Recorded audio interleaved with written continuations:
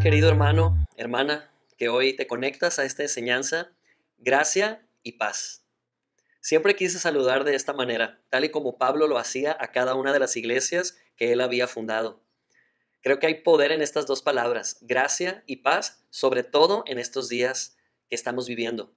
Qué valioso es tener paz en nuestro corazón cada mañana que nos despertamos y saber que el Dios de paz está con nosotros. Qué maravilla es volvernos conscientes de la gracia de Dios que habita en nosotros, esa gracia que supera toda necesidad, esa gracia que viene del mismo trono de Dios, el trono de la gracia. Así que recibe este saludo. Estoy muy contento de llegar hoy a la mitad de este estudio que estamos compartiendo, un estudio al que hemos titulado Tiempo de cosechar.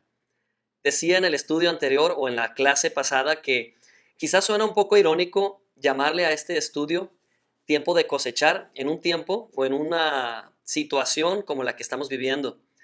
Sin embargo, sabemos que Dios siempre se anticipa, sabe proveer a sus hijos, sabe cómo resguardarnos, tal como lo vimos en la lección pasada, en tierra de bendición, en la tierra de Gosén. Y hoy he titulado a esta enseñanza Provisión en días de escasez. ¿Por qué decido esos títulos? Realmente creo que la vida del cristiano está totalmente fundamentada en la fe. Si nosotros viviéramos por lo que vemos, entonces nuestra vida sería solamente una vida humana, establecida en principios humanos, establecida bajo conceptos terrenales, pero la palabra de Dios misma nos dice que pongamos la vista en las cosas de arriba y no en las cosas terrenales, porque aunque vivimos en este mundo, no somos de este mundo. Nuestra patria es celestial. Somos simplemente peregrinos en esta tierra. Tenemos una patria eterna. Tenemos una morada que nada ni nadie nos puede arrebatar. Entonces, mientras transitamos en este mundo, vivimos bajo los principios de un reino celestial, de tal manera que no permitimos que las circunstancias nos agobien, que las situaciones terrenales rijan el destino de nuestras vidas, porque nuestras vidas han sido creadas para los planes y propósitos de un Dios glorioso. Amén. Así que con esto te doy la más cordial bienvenida a la lección del día de hoy, provisión en días de escasez. Y estoy seguro que Dios va a bendecir tu vida como ha bendecido la mía a través del estudio de estas historias y del análisis de estos principios bíblicos. Quiero invitarte a que hagas una oración justo ahí en tu lugar y digas conmigo, Padre Celestial, el día de hoy abro mi corazón al poder de tu palabra. Te pido que hables a mi mente, que transformes mis pensamientos y que renueves mi manera de ver la vida. Espíritu Santo, creo que tú quieres hacer una obra nueva en mi vida. Así que hoy estoy dispuesto a tu preciosa obra. En el nombre poderoso de Cristo Jesús. Amén. Gloria a Dios. Amén. Bueno, pues hoy creo que Dios va a desafiar nuestra mente. Quizás nuestra mente es de este tamaño porque vivimos rodeados de un mundo que nos recuerda nuestros límites, nos recuerda nuestras circunstancias, pero creo fielmente que Dios quiere llevarnos a este tamaño. Dios quiere que nuestra mente sea transformada. Uno de mis textos favoritos es Romanos 12:2. Creo que lo repito constantemente y lo incluyo en muchísimas enseñanzas porque estoy convencido que el cristiano ha sido llamado por Dios. Hemos nacido de nuevo, no para vivir con la mente apocada o vivir una vida apocada. Creo que Dios quiere llevarnos cada día de gloria en gloria. Es probable que hoy la cabeza te duela, como me dolió a mí al estar estudiando. Y esto no tiene nada de malo, es simplemente que nuestra mente se ve confrontada a principios que no son de este mundo, son principios eternos. Y esto es algo bueno, porque Dios está interesado en tu crecimiento interno, el cual se va a ver reflejado también en tu vida exterior. Amén. Así que no temas, este dolor de cabeza es un dolor santo, es un dolor bueno, es un dolor que sucede cuando crecemos, es como un adolescente. Un adolescente cuando está en crecimiento, sigue desarrollándose, de repente tiene dolor de huesos, dolor de piernas, y esta es una señal de crecer. Dios quiere que crezcas. Por favor, dilo conmigo de una manera fuerte. Dios está interesado en que yo crezca en el conocimiento de su palabra. Ahora di conmigo, Dios quiere que mi fe crezca, mi confianza crezca. Amén.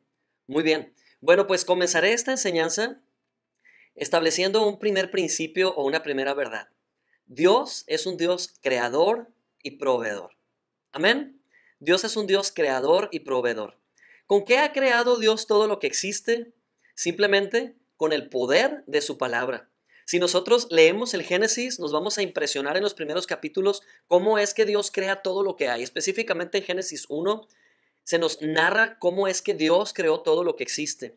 Y si nos damos cuenta, simplemente utilizó el poder de su palabra. Quiere decir que su palabra tiene poder.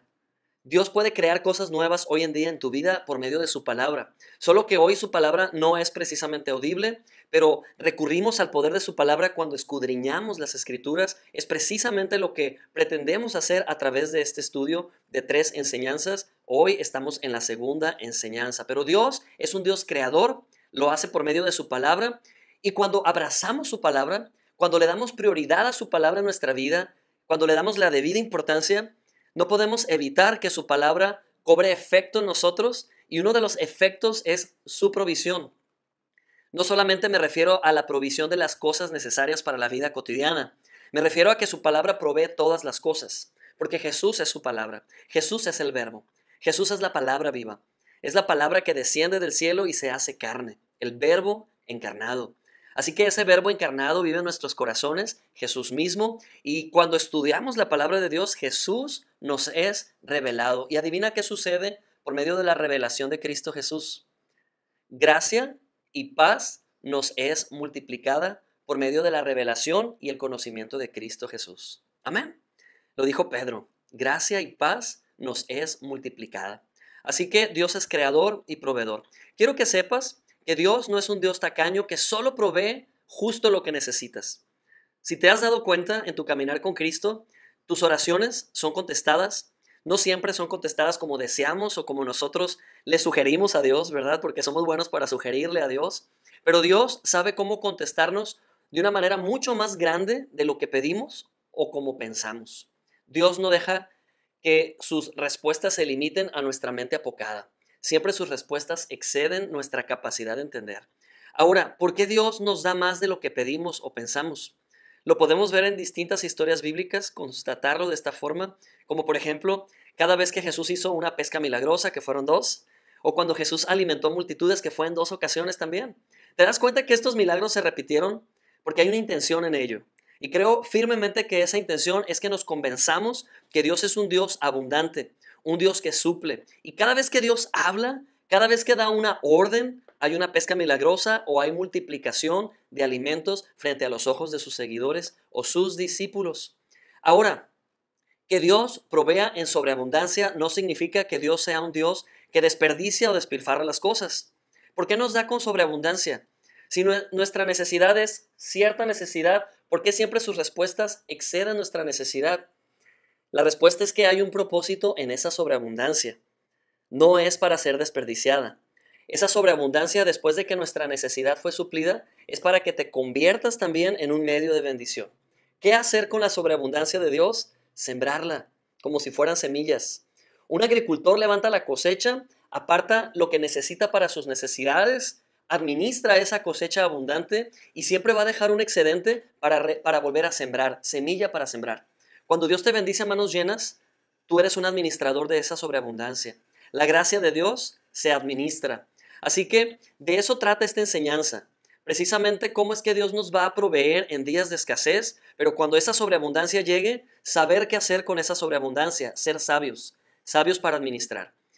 Dice la palabra de Dios en Efesios 3, del 14 al 19, uno de mis pasajes favoritos. Siempre digo eso, ¿verdad? Es que tengo muchos pasajes favoritos. Pero dice Efesios 3, 14 al 19, por esta razón, doblo mis rodillas ante el Padre, de quien toma nombre toda familia en los cielos y en la tierra, a fin de que, conforme a las riquezas de su gloria, les conceda ser fortalecidos con poder por su Espíritu en el hombre interior, para que Cristo habite en sus corazones por medio de la fe, de modo que, siendo arraigados y fundamentados en amor, ustedes sean plenamente capaces de comprender junto con todos los santos cuál es la anchura, la longitud, la altura y la profundidad, y de conocer el amor de Cristo que sobrepasa todo conocimiento, para que así sean llenos de toda la plenitud de Dios.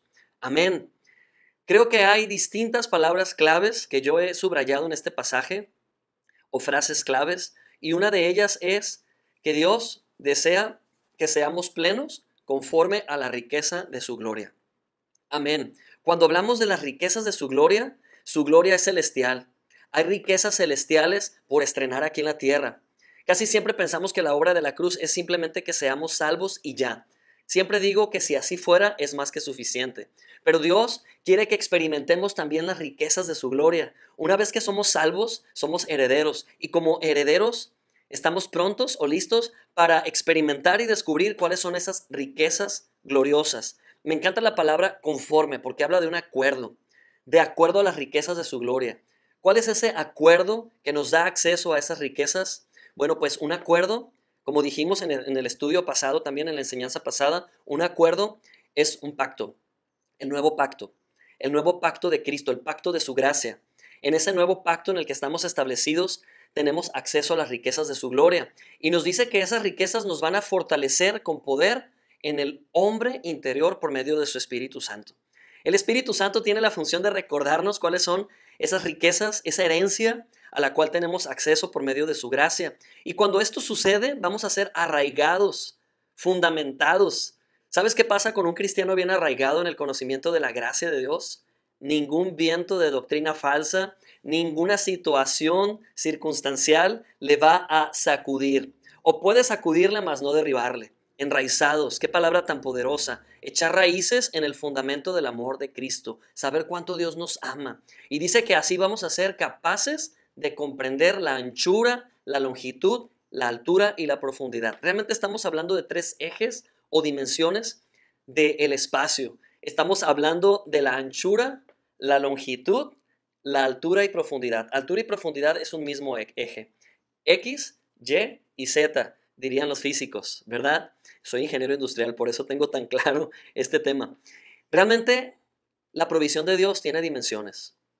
Dios es un Dios que suple abundantemente porque es creador, su naturaleza es ser proveedor y por medio de Efesios 3:14 podemos descubrir que ese es su deseo y su voluntad para sus hijos, que seamos llenos de toda la plenitud de Dios. Hay tanto que hablar de este pasaje, pero necesitamos avanzar en esta enseñanza. Solo quiero pedirte que al escuchar este pasaje te tomes un minuto para escribir aquí en comentarios o en tu libreta, si así lo deseas. Por favor, que escribas un aspecto de tu vida en el que deseas ver manifestarse la abundancia del Padre Celestial en sus 3 ejes.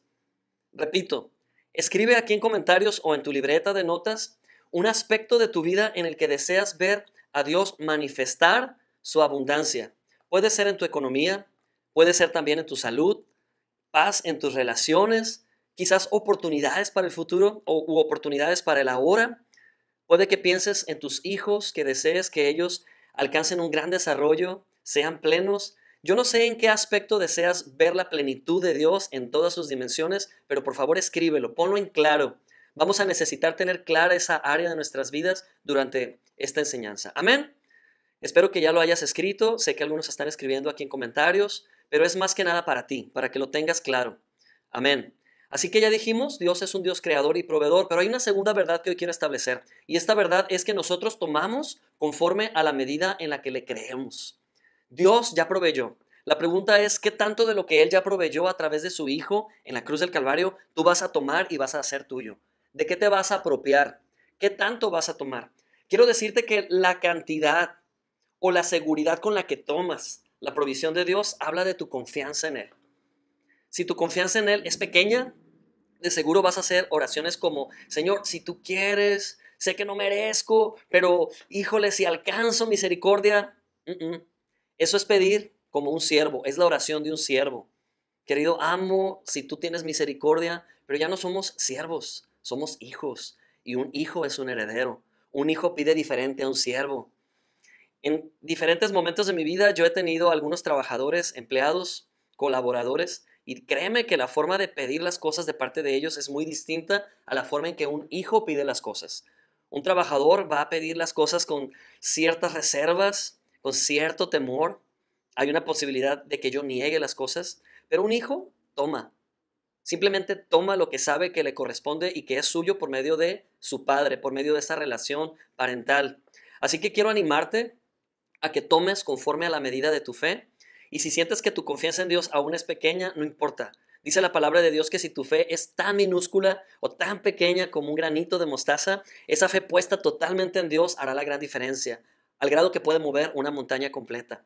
Segunda de Corintios 1:20 fue un texto que compartí hace días con la iglesia, que para mí fue una gran revelación. Es un texto que hemos leído muchas veces, pero dice Segunda de Corintios 1:20, porque todas las promesas de Dios son en Él, sí, y en Él, amén, por medio de nosotros para la gloria de Dios. ¡Wow! No sé si has captado el profundo mensaje que hay en este texto bíblico. Nos está diciendo que las promesas de Dios ya fueron dadas, pero el sí y el amén nosotros los ponemos. Dios proveyó las promesas y sus bendiciones. Nosotros proveemos la respuesta. ¿Cuál va a ser tu respuesta ante las promesas de Dios? ¿Qué tanto vas a tomar? ¿Qué medida vas a tomar? Hay una historia en Segunda de Reyes 4 y es la historia del profeta Eliseo y una viuda. A veces confundimos las historias del profeta y la viuda porque se repite en la vida de Elías, que él era antes que Eliseo. De hecho, Eliseo fue el sucesor del profeta Elías y por eso lo confundimos. Pero es una historia con detalles muy específicos, Eliseo y la viuda y el aceite, para que no lo olvidemos y lo podamos asociar de esta manera. Voy a leerlo. Dice Segunda de Reyes capítulo 4. Entonces, una mujer que fuera esposa de uno de los hijos de los profetas clamó a Eliseo diciendo, tu siervo, mi marido, ha muerto. Tú sabes que tu siervo era temeroso del Señor, pero el acreedor ha venido para llevarse a mis 2 hijos como esclavos suyos. Y Eliseo le preguntó, ¿qué puedo hacer por ti? Dime qué tienes en casa. Ella respondió, tu sierva no tiene ninguna cosa en casa excepto un frasco de aceite. Y él le dijo, ve y pide prestadas vasijas de fuera de todas tus vecinas, vasijas vacías y no pidas pocas. Luego entra, cierra la puerta detrás de ti y de tus hijos y vierte el aceite en todas esas vasijas. Y cuando una esté llena, ponla aparte. Ella se apartó de él y cerró la puerta detrás de sí y de sus hijos. Ellos le traían las vasijas y ella vertía el aceite. Y sucedió que cuando las vasijas estuvieron llenas, dijo a un hijo suyo, tráeme otra vasija. Mas él le dijo, no hay más vasijas. Entonces el aceite cesó. Luego ella fue y se lo contó al hombre de Dios, quien dijo, anda, vende el aceite y paga tu deuda, y tú y tus hijos viven de lo que quede. ¡Wow! ¡Qué historia tan fuerte! Aunque estamos viviendo días difíciles, creo que ninguna de nuestras historias se asemeja a la historia de esta pobre viuda. ¡Qué presión tan grande! ¡Qué momento más estresante para ella! Porque estamos leyendo aquí que esta mujer estaba bajo una gran presión. Los acreedores iban a cobrarle lo que su esposo, que ya había muerto, había dejado como deuda. Ella no tenía nada con qué pagar. Por lo que veo, ni siquiera un mueble que pudiera equivaler la deuda que ella tenía con sus acreedores, y tuvo que verse forzada a ofrecer a sus 2 hijos como esclavos para pagar o saldar esa deuda. Ninguno de nosotros está viviendo una situación como la que vivió esta mujer. Y creo que Dios a veces permite este tipo de historias tan extremistas para que nuestras necesidades queden incluidas y no digamos, bueno, pues es que el problema de ella no era tan grande como el mío. Al contrario, ¿qué es mi problema comparándolo al problema que esta mujer estaba enfrentando? Pero lo relevante aquí, más allá de la necesidad que esta mujer tenía, lo relevante aquí es una serie de principios y enseñanzas que bien vale la pena tomar nota de ello, porque estos principios, si los abrazas y se hacen carne en tu corazón, te van a acompañar por el resto de tus días. Aquí hay principios de abundancia increíbles. Aquí hay principios que si los creemos y los ponemos en práctica, se van a convertir en parte de nuestra nueva mentalidad. Hasta ahora pensamos así, pero es mi oración que el Espíritu Santo te revele de tal forma de que tu mente sea transformada y puedas ver mucho más allá de tus propias necesidades. Dios te pueda permitir ver a un Dios grande, un Dios que no tiene una mente escasa, sino una mente abundante, una mente grande. Amén. Así que podemos ver aquí y aprender que Dios siempre nos proveerá, pero siempre también nos va a pedir que demos un paso de fe. Y esa es nuestra parte. La parte de Dios es proveer, pero nuestra parte es decir un sí y un amén. Y un sí y un amén no se dice de labios para afuera. Amén no es una palabra mágica que decimos y ya todo sucede. Nuestro amén viene acompañado de acciones de fe. Amén. Cuando decimos amén, nos estamos comprometiendo a creer esa verdad de tal manera que vamos a invertir parte de nuestra vida en lo que estamos creyendo. Vamos a creerle a Dios en serio. La fe no es teórica, la fe es práctica. La fe va más allá de palabras salidas de la boca. Claro que de la abundancia del corazón habla la boca, pero también nuestras acciones son parte de lo que hay en nuestro corazón. Lo que quiero decir es que Dios siempre te va a animar a que respondas a lo que Él te está retando, desafiando a hacer, con un sí y un amén que conlleva a acciones provocadas por la fe misma. ¿Me comprende? ¿Me doy a entender? Espero que sí.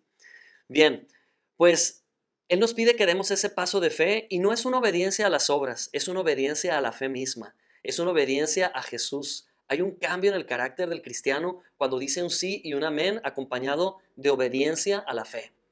Obedecer a la fe, obedecer por fe, es obedecer a Jesús. Ahora, esa viuda pudo haberse reído de las instrucciones del profeta. ¿Cómo que de un poquito de aceite que ella tenía iba a abastecer vasijas prestadas de los vecinos? La verdad que si analizamos esta situación a través de la óptica humana, lo que el profeta le estaba pidiendo a la mujer no tenía sentido. Se salía de las leyes mismas de la naturaleza. Ella sabía el contenido tan pequeño que había en ese frasquito de aceite de oliva, un aceite muy económico. Pero la mano de Dios haría que esa pequeña ración se convirtiera en una fuente de sustento para muchos días de necesidad en un tiempo de gran sequía. Dios está a punto de hacer un gran milagro en tu casa, en tus finanzas, en tu vida misma, pero procura decir un sí y un amén a través de actuar confiado en lo siguiente que Dios te va a mostrar. Confiar en Dios, no una fe teórica, una fe práctica. Amén. Gloria a Dios. Ahí ya empieza nuestra cabeza a doler un poquito, ¿no? Pero es parte del plan de Dios que crezcamos de esta manera. Y bueno, esta mujer no dudó de la fidelidad de Dios. De hecho, decidió que la fuente de instrucciones para salir adelante de su problema fuera la voz misma de Dios a través de el profeta. Dios quiere llenar todas las vasijas que tenemos. Probablemente sean pocas vasijas. Entonces Dios te dice, ve por más vasijas, consigue más vasijas. Y quiero puntualizar estas 4 acciones que la mujer llevó a cabo. La primera acción que ella llevó a cabo fue clamar a la fuente correcta. Dice la palabra de Dios en esta historia que la mujer clamó a Eliseo, el profeta de Dios. ¿A quién vas a clamar tú en medio de tu necesidad? ¿Es una opción o una elección el clamar a fuentes humanas? ¿El poner tu confianza o esperanza en fuentes que son terrenales? ¿O clamar al profeta? En este caso, clamar a Dios. Dios mismo está representado en Eliseo. La mujer clamó a Dios. La segunda acción que ella llevó a cabo fue ir y pedir vasijas, tal y como el profeta le indicó. Ella fue y pidió vasijas. Esto habla de una acción de fe. Y le dijo el profeta, vacías y muchas, no pocas, muchas. La tercera acción fue, tal y como el profeta le pidió, entra y cierra la puerta. Pero antes de cerrar la puerta, aquí viene la clave, incluye a tus hijos, mételos, que sean parte de ese proceso, que sean parte de ese milagro.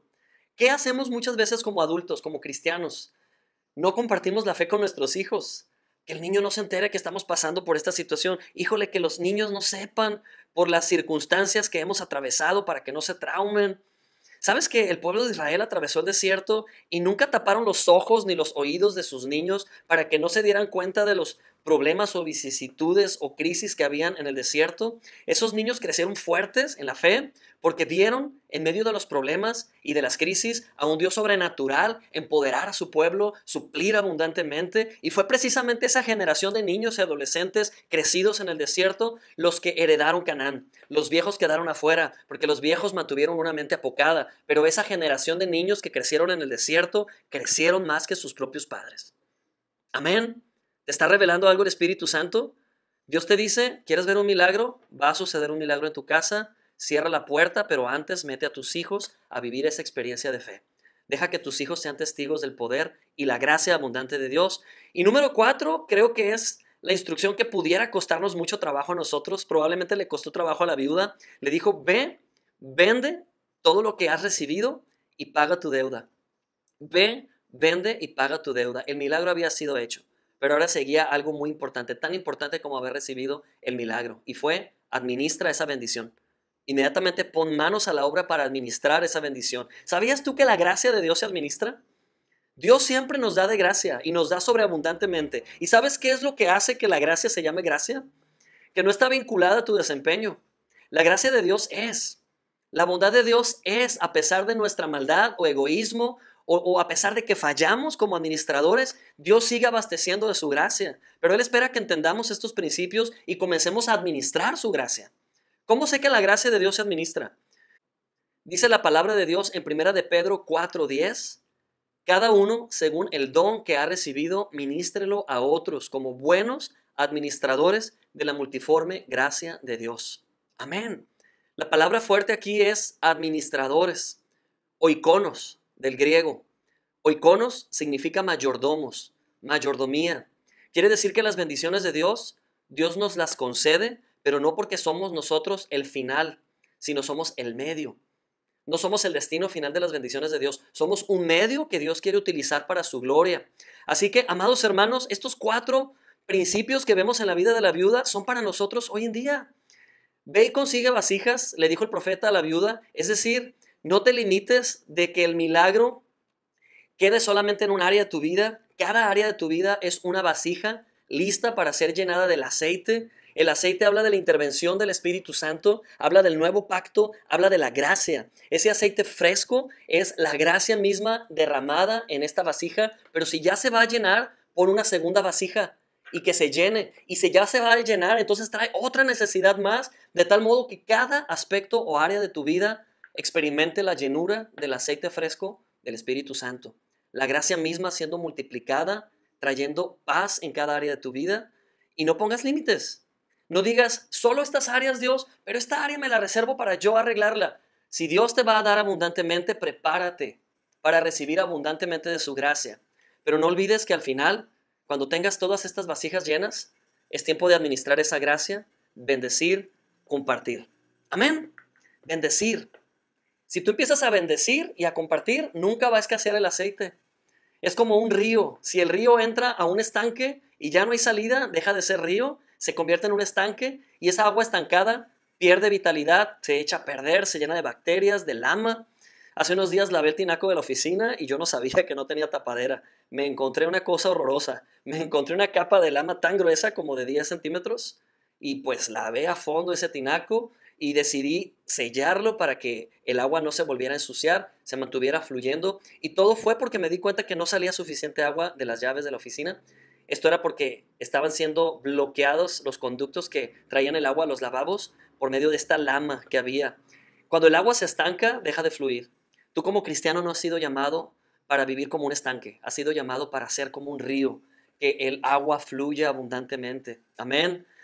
Ok, no quiero andar mucho en esto, pero quiero hacer mucho énfasis en esta última instrucción que Dios le da a través del profeta a la viuda. Dios le dice a la viuda a través del profeta, ahora ve, vende y paga tu deuda.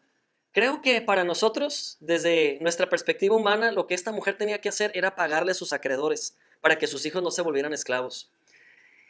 Voy a decir algo que probablemente va a sonar fuerte en tu mente y es parte de aprender y crecer de mente pequeña y apocada a una mente grande en Cristo. Pero muchas veces nuestra descendencia está destinada a vivir bajo esclavitud económica porque no hemos aprendido a priorizar.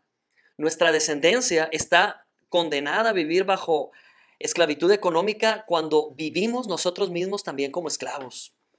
Cuando nosotros vemos el dinero y los recursos económicos como algo tan importante en nuestras vidas a tal grado que ese recurso económico está entre nosotros y Dios, entonces ese recurso, lo material, nos domina y nos esclaviza y comenzamos a servir al dinero.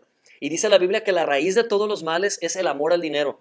Entendamos esto, no es el dinero la raíz de todos los males, pero el amor al dinero. Dios quiere estar antes que el dinero. Amado hermano, Dios quiere ocupar no un lugar en tu vida. Él no quiere tener un lugar, Él quiere ser sobre todo. Amén. Él quiere ser la fuente sobre todo. Y una manera de pararnos en esa posición tan convincente delante de Dios, de que Él es sobre todas las cosas, es hacer a un lado el amor al dinero, porque el amor al dinero no es que nos llevemos besando billetes, pero denotamos ese amor al dinero cuando estamos atemorizados de perderlo, cuando vivimos para el dinero afanados, turbados, desesperados, cuando nos da miedo actuar en fe. Quiero decirte que el deseo de Dios es liberarte de esa esclavitud, porque Él no desea que tus hijos sean vendidos como esclavos. Así que ahora que Dios hace el milagro y llena todas tus vasijas, vende todo el contenido y paga tu deuda. ¿Sabes cuál es la principal deuda que no debe existir en un hijo de Dios? Literal. Aquí viene el principio más importante de esto. No debe existir en tu vida la deuda del diezmo. No debes vivir bajo deuda. Porque aunque Dios no te cobra nada, es una deuda que nosotros mismos asumimos sin darnos cuenta cuando amamos más al dinero que a Dios. ¿Sabes? Hay muchísimos cristianos que todos como cristianos somos salvos por gracia. El diezmar o no diezmar no tiene nada que ver con la salvación. Somos salvos por gracia, por la fe en Cristo Jesús. Pero el diezmar o no diezmar va a determinar la calidad con la que vamos a vivir aquí en la tierra. El diezmar o no diezmar va a determinar qué le vamos a heredar a nuestros hijos, qué mentalidad vamos a heredarles a ellos. Desde que mis hijos son bien pequeños, mencionaba el otro día en un estudio anterior que aún cuando éramos misioneros, enseñamos a nuestros hijos siempre a darle a Dios el primer lugar, a no enamorarse del dinero de tal forma que empezaran a acumularlo con miedo, pero usarlo correctamente, como buenos mayordomos. Así que la deuda del diezmo no debe existir en tu vida. Es más, el diezmo no es una deuda. Nosotros los humanos con nuestro cerebro y mente apocada lo convertimos en una deuda, pero el diezmo es un privilegio para los hijos de Dios. El diezmo es para la iglesia. No me animaría a darle esta enseñanza a la gente que no conoce a Cristo porque no lo entendería. De hecho, mucha gente no entiende el tema del diezmo y lo menosprecia y hasta lo critica y hasta dice, las iglesias piden diezmo. Las iglesias no piden diezmo. Dios estableció en Malaquías 3 el principio del diezmo. Vamos a leerlo juntos. Dice así, Malaquías 3, del 8 al 12 dice, ¿debería el pueblo estafar a Dios? Es muy amable la palabra estafar en esta versión que estoy leyendo. Realmente la versión Reina Valera dice, ¿debería el hombre robarle a Dios? Pero vamos a dejarlo así como dice esta versión. ¿Debería el pueblo estafar a Dios? Sin embargo, ustedes me han estafado. Pero ustedes preguntarán, ¿qué quieres decir? ¿Cuándo te hemos estafado? Me han robado los diezmos y ofrendas que me corresponden. Ustedes están bajo maldición porque toda la nación me ha estado estafando. Traigan los diezmos al depósito del templo para que haya suficiente comida en mi casa. Si lo hacen, dice el Señor de los ejércitos celestiales, les abriré las ventanas de los cielos y derramaré bendición tan grande que no tendrán suficiente espacio para guardarla. Inténtenlo, pónganme a prueba. Sus cosechas serán abundantes porque las protegeré de insectos y enfermedades. Las uvas no caerán de las vides antes de madurar, dice el Señor de los ejércitos celestiales.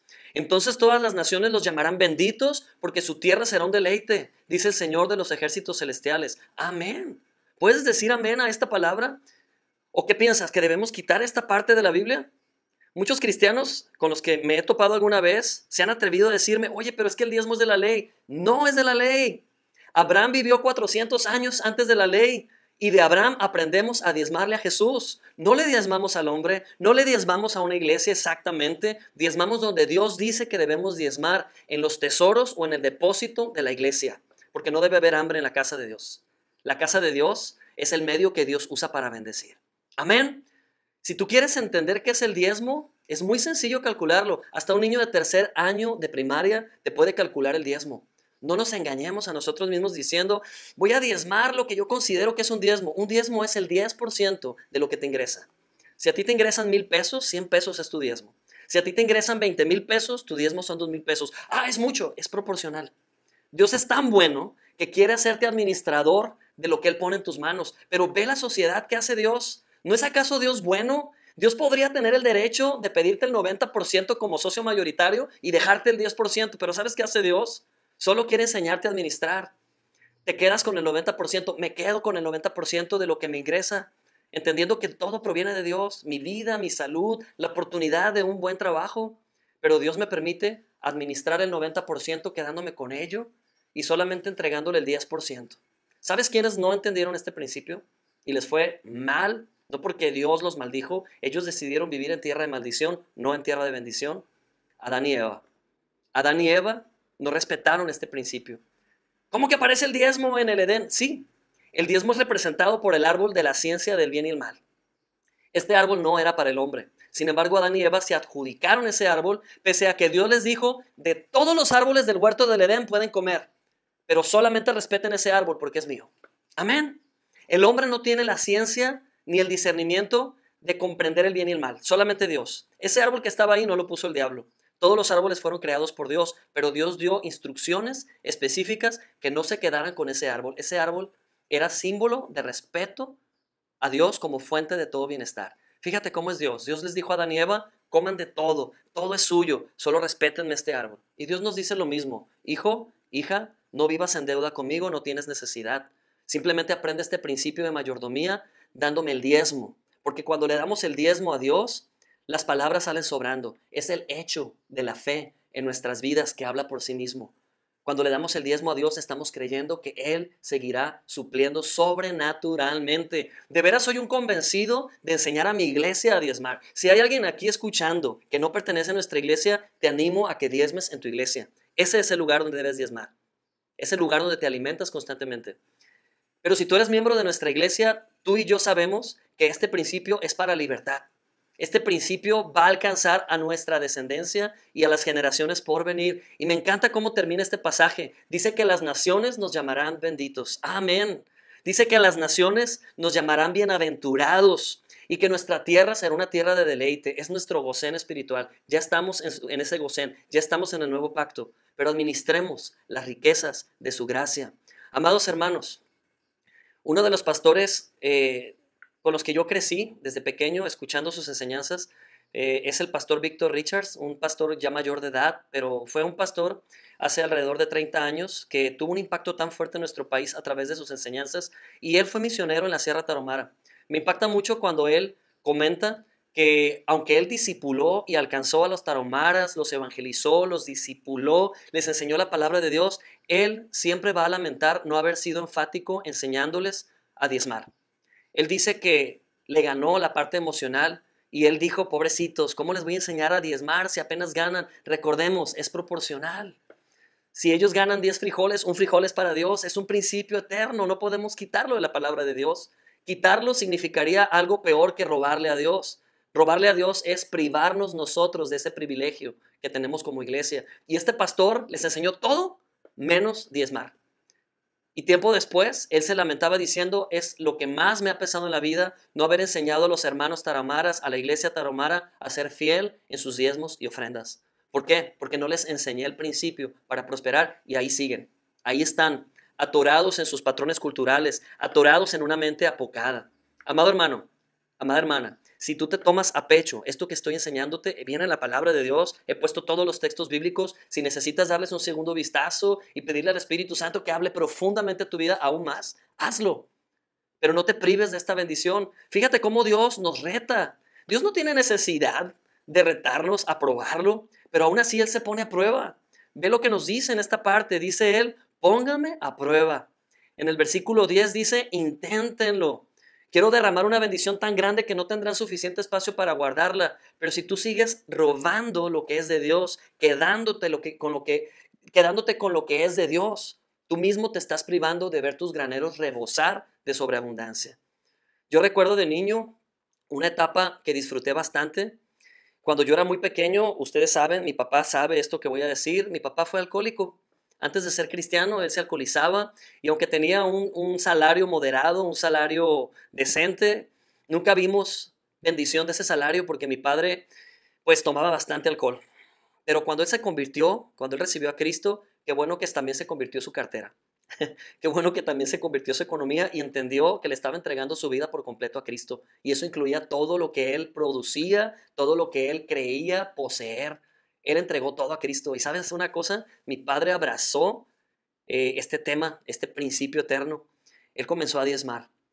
En verdad, hubo un antes y un después.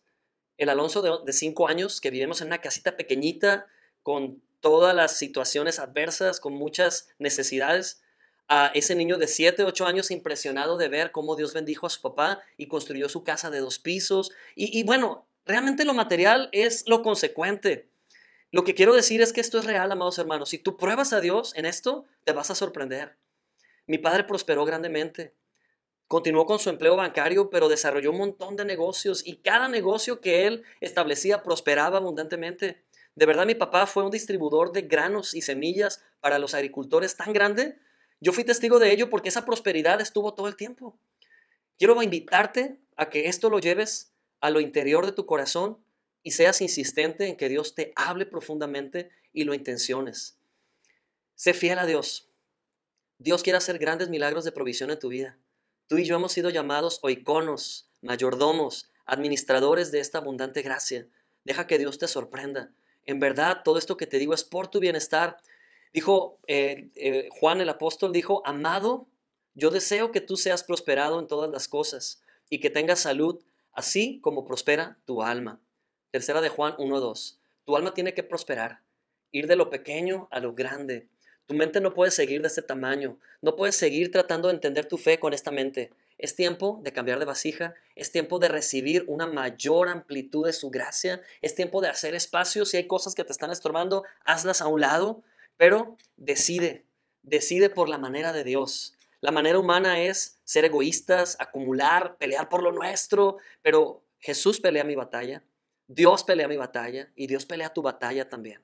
Si tú has vivido bajo una situación precaria toda tu vida y no sabes otra cosa que filtrar todo a través de la escasez, Dios hoy está rompiendo viejos moldes, viejos patrones y está renovando tu mente. Romanos 12:2 recuerda, no te conformes a este mundo, sino sé transformado por medio de la renovación de tu entendimiento para que compruebes que la voluntad de Dios es buena, agradable y perfecta. Amén. Ay, gloria a Dios. Espero que Dios esté hablando a tu vida. Y con esto voy a concluir. Te quiero invitar a que escribas en comentarios nuevamente tu oración o frase de aprendizaje del día de hoy. Tómate unos segundos para escribir aquí o en tu libreta de notas tu oración o frase de aprendizaje el día de hoy. Dime en una pequeña frase qué aprendiste el día de hoy. En una pequeña oración, enúnciame cuál fue tu aprendizaje. ¿Qué Dios habló a tu vida? ¿Qué te hizo ruido? ¿Con qué te quedas de todo esto que has escuchado? Dios quiere que esas vasijas sean derramadas en sobreabundancia. Haz más espacio para todo lo que Dios quiere poner en tu casa. El justo florecerá como la palmera, crecerá como cedro en el Líbano. Y esta palabra es profética para nuestros días. Escribe tu frase de aprendizaje y bueno, quiero invitarte a orar. Vamos a orar. En verdad, creo que esta ha sido una de las enseñanzas más fuertes que la iglesia necesita adoptar y abrazar. La iglesia ha sido puesta en este mundo para reinar, pero ¿cómo vamos a reinar con una mente miserable y escasa? Tú y yo somos llamados por Dios príncipes, sacerdotes. Es más, en Apocalipsis se nos menciona que somos reyes y sacerdotes. Y todo esto a través de la obra que Jesucristo ha hecho. No puede alguien reinar con esta mente. No puede alguien reinar reteniendo las bendiciones. Sea un conducto de bendición a tal grado que se derrame. Seas un medio que Dios utilice para su gloria en este tiempo y en el tiempo que viene. Vamos a orar. Te invito a que pongas no una, pero tus dos manos en tu corazón, porque deseo en verdad que el Espíritu Santo en este tiempo haya hecho una obra poderosa y la continúe. Ora conmigo. Di conmigo, bendito Padre, tu amor por mí es perfecto. Tu palabra es justo lo que necesito. No puedo omitir nada de tu palabra. Tu palabra me ha sido dada para prosperarme en todas las áreas de mi vida. Primero mi alma, mi corazón, al ser salvo por tu gracia. Pero cada área de mi vida está destinada a ser transformada, a ser llevada de gloria en gloria. Así que hago espacio el día de hoy. Primero en mi mente y mi corazón, en cada aspecto de mi vida, para que esa bendición que tú dices en tu palabra en Malaquías 3 sea derramada desde el cielo y se derrame sobreabundantemente, de tal manera que muchos alrededor van a participar de esas bendiciones y van a comprobar que eres un Dios de gracia, tal como yo lo estoy comprobando cada día. Gracias porque mis hijos, dilo fuerte, heredarán la tierra. Mis hijos no han nacido en esclavitud. Ellos son una nueva generación. Una generación de real sacerdocio. ¿Puedes decirlo? Real sacerdocio. Ellos son, junto conmigo, nación santa.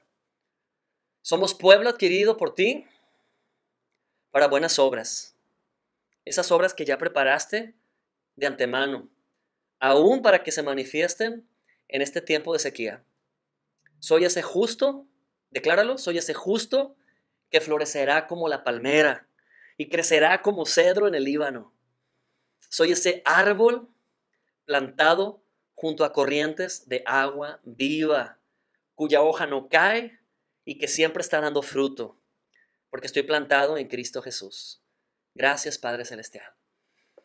Amén. Gloria a Dios, gloria a Dios. Estoy contento de haber compartido esta enseñanza y nos queda una enseñanza más. Amados hermanos, el tiempo que se avecina como iglesia para nosotros es glorioso. Recuerden que terminando la última enseñanza de este estudio, que es la próxima semana, vamos a dar inicio a nuestro Instituto Bíblico, Escuela Bíblica Online. Vamos a experimentar cosas gloriosas al profundizar en la palabra de Dios. Ustedes van a aprender muchas cosas interesantes, van a aprender a descifrar muchas cosas a través de la misma Biblia. Hay gente que me pregunta, ¿qué técnicas usas para descifrar la Biblia? La misma Biblia. La Biblia interpreta la Biblia y el Espíritu Santo nos da entendimiento. Amén. Así que estén expectantes. Dios quiere hacer cosas grandes en nuestras vidas. Gracias sin fin. El nombre de nuestra iglesia es profético. La gracia de Dios en nuestras vidas nunca tendrá fin. Amén. Gloria a Dios. No puedo parar. Ya quiero terminar y no puedo.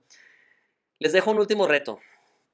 Si ustedes conocen a un cristiano que ha estado viviendo bajo derrota, y digo cristiano porque es necesario tener a Cristo para que estos principios que hemos aprendido el día de hoy cobren efecto, pues si tú conoces a algún cristiano que ha vivido en derrota, acotado, con una mente así, copia la liga de este video y antes de irte a tu casa o a descansar, envíale a esa persona esta liga.